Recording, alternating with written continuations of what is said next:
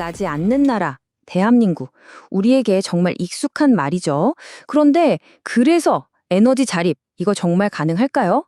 오늘 바로 이 이야기, 한국 신재생 에너지의 현실과 미래를 향한 그 치열한 도전에 대해 한번 깊이 들여다보겠습니다. 자, 화면에 보이는 이 질문 한번 보세요. 우리나라가 산유국이 아니지 않습니까? 이 한 문장이 사실 모든 걸 다 설명해주죠. 에너지 자원이 거의 없는 우리나라한테 신재생 에너지는요, 하면 좋은 것이 아니라 말 그대로 살아남기 위한 문제인 겁니다. 그럼 도대체 신재생 에너지가 뭘까요? 가장 쉽게 말하면 진짜 마르지 않는 샘물 같은 거예요. 그러니까 우리가 매일 보는 햇빛이나 부는 바람, 흐르는 물 있잖아요. 바로 이런 자연의 힘을 전기로 바꾸는 기술, 그게 바로 신재생 에너지입니다. 자, 그럼 우리나라의 에너지 자립을 이끌 두 주인공은 과연 누구일까요? 바로 자연이 준 가장 큰 선물이죠. 태양광 그리고 풍력입니다. 이 두 에너지가 대한민국의 미래를 어떻게 그려나갈지 지금부터 한번 자세히 들여다보죠.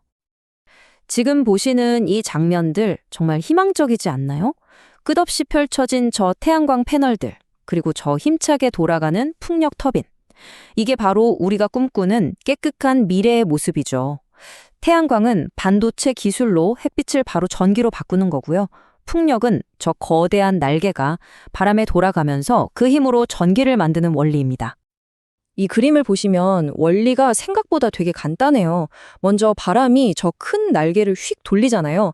그럼 안쪽에 있는 기업 박스, 그러니까 증속기가 회전 속도를 확 높여서 발전기를 돌리는 겁니다. 아주 간단하죠. 근데 이 단순하면서도 강력한 기술이 이제는 땅을 넘어서 훨씬 더 센 바람이 부는 바다로까지 뻗어나가고 있습니다. 근데 있잖아요. 이렇게 좋은 기술만 있다고 산업이 그냥 뚝딱 만들어지는 건 절대 아니죠. 우리나라 신재생 에너지 산업, 이게 지난 20년 동안 정말 수많은 시행착오를 겪었어요. 치열한 경쟁 속에서 겨우겨우 싹을 틔운 거거든요. 뭐랄까 정말 맨 땅에 헤딩하는 심정으로 하나하나 만들어온 아주 귀한 결과물입니다.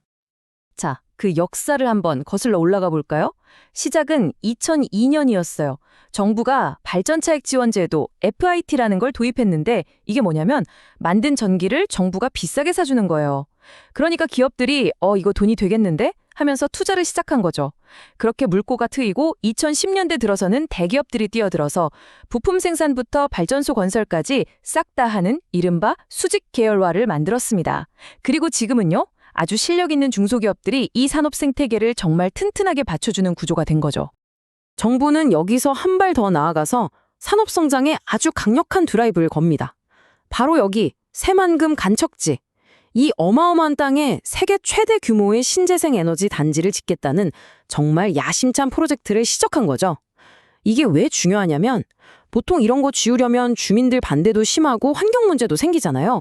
그걸 최소화하면서 대규모 발전을 해보겠다는 아주 획기적인 시도였던 겁니다. 그런데 말이죠. 모든 일에는 빛과 그림자가 함께 있잖아요. 우리나라의 신재생에너지 확대 과정도 이게 결코 꽃길만은 아니었습니다. 이상은 높은데 현실은 팍팍하고 그 사이에서 정말 많은 갈등과 논쟁이 터져나왔습니다. 특히 이 문제가 정치권으로 넘어가면 아주 뜨거운 감자가 됩니다. 정권이 바뀔 때마다 서로 공격하는 소재가 되는 거죠. 국회에서는 한쪽에서는 아니 지난 정부 때 무리하게 밀어붙여서 돈만 날린 거 아니냐 이렇게 비판하고, 다른 쪽에서는 이건 순전히 정치적인 공격이다, 멀쩡한 산업 다 죽인다, 이렇게 팽팽하게 맞서는 상황이 계속되고 있는 겁니다.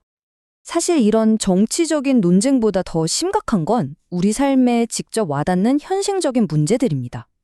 예를 들어 태양광 발전소를 짓는다고 아름다운 산을 막 깎아내고 그러다 보니까 산사태 위험이 커진다는 지적이 계속 나와요. 그리고 또 하나, 경제적인 문제도 있죠. 값싼 중국산 제품이 물밀듯이 들어오니까 우리 국내 기업들은 이러다 다 죽겠다고 아우성입니다. 정말 풀어야 할 숙제가 한두 개가 아니에요.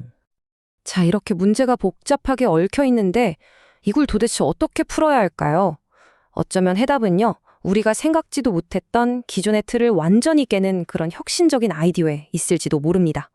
이 위기를 기회로 바꿀 수 있는 새로운 해법, 지금부터 한번 살펴보겠습니다. 보통 농사지을 땅이냐, 발전소 지을 땅이냐 이걸로 엄청 싸우잖아요. 근데 이제 더 이상 그런 선택을 할 필요가 없을지도 모릅니다. 바로 영농형 태양광 때문인데요. 이게 뭐냐면 농지 위에는 태양광 패널을 설치해서 전기를 만들고 그 아래에서는 똑같이 농사를 짓는 거예요. 와, 이거야말로 진짜 꽉 먹고 알 먹는 획기적인 아이디어죠? 근데 여기서 제일 놀라운 게 뭔지 아세요? 바로 이겁니다. 이 숫자 좀 보세요. 영농형 태양광을 하면 농가 한 곳당 1년에 무려 300만 원에서 500만 원까지 추가 소득을 올릴 수 있다는 거예요. 이게 지금 고령화다, 인구 감소다 해서 점점 힘들어지는 우리 농촌에 정말 새로운 활력소가 될 수 있는 거죠. 자, 이 방식의 핵심이 바로 이겁니다. 농민들이 더 이상 우리 동네에 발전소 들어오는 거 반대하는 입장이 아니라 이 에너지 전환의 주인이 되는 거예요.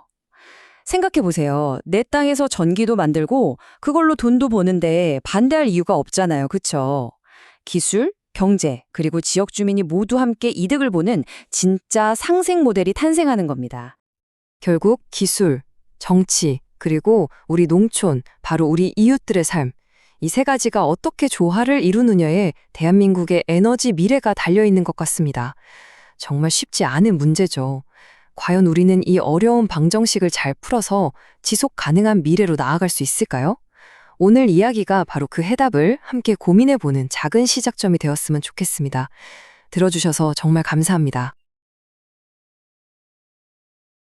가짜뉴스와 잘못된 정보들이 넘쳐나고 있습니다. 스팸과 사기꾼 예방을 위해서 참여가 필요합니다.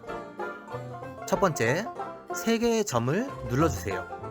두 번째, 신고를 클릭해주세요. 세 번째, 스팸 또는 오해의 소지가 있는 컨텐츠를 선택하세요. 네 번째, 대량 광고 또는 사용자를 현혹하는 컨텐츠를 클릭하세요. 다섯 번째, 싫어요를 눌러주세요.